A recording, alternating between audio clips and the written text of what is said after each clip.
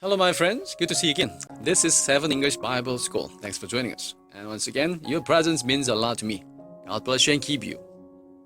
But schools themselves, they've got their own labor shortage problems. Teachers, nurses, and bus drivers in short supply. They tried to recruit parents to drive the buses, offering test drives to anyone who came by with a license. If the rich countries take booster shots and indeed start to introduce regular booster shots that are adapted to the currently circulating viruses, they will use up all the manufacturing capacity and there will be no vaccines available or minimal vaccines for the rest of the world.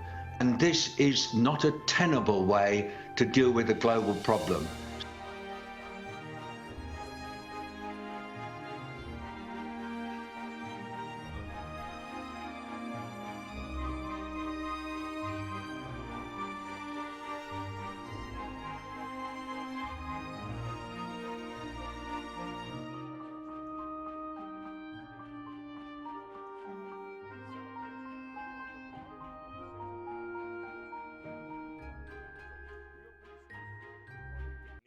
A small but fast-growing number open, and then they closed due to COVID, creating new obstacles and uncertainty for parents trying to get back to work.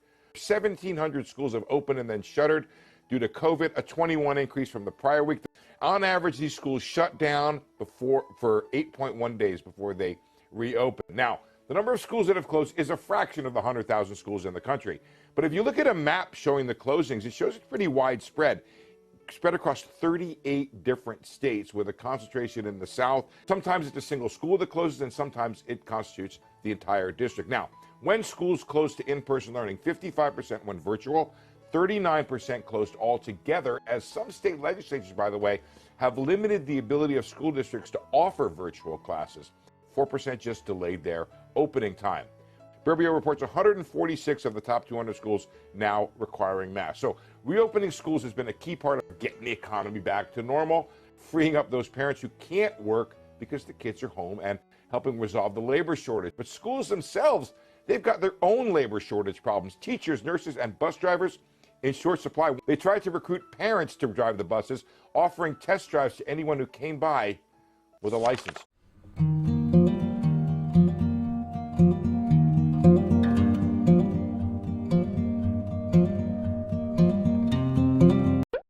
I look at this pandemic from the perspective of the world, not from the perspective of a specific country, not from the perspective of specific communities.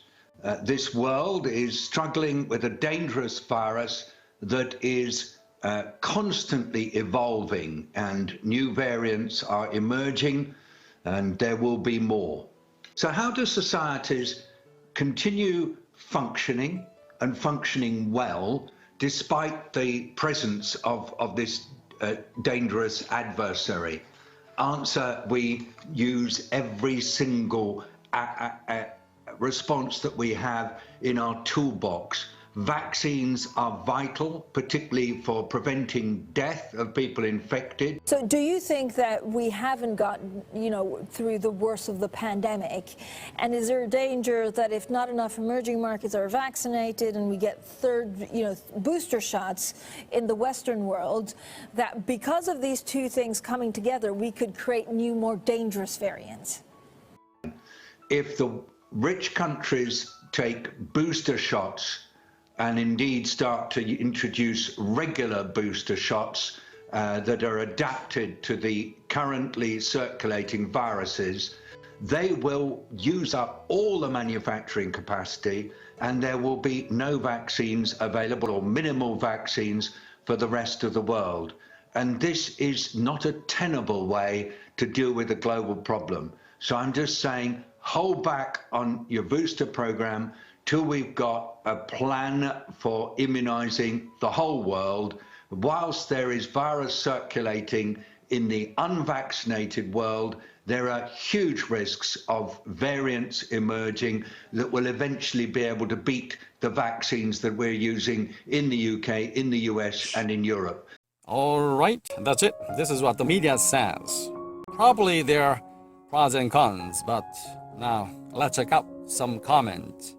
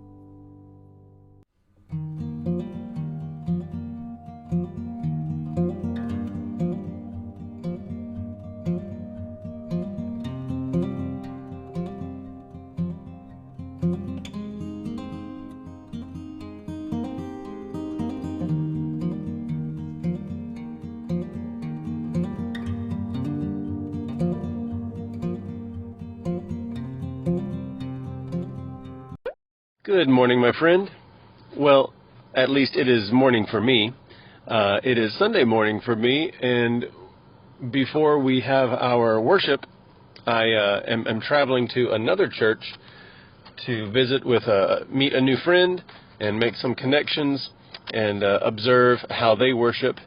And I was thinking about you and several of our friends from Pohang. I miss you, and I just wish we could, have time together. It is so interesting. I think this is one of the ways that we can observe God in His creation, and that is that we are His creation, and whenever we,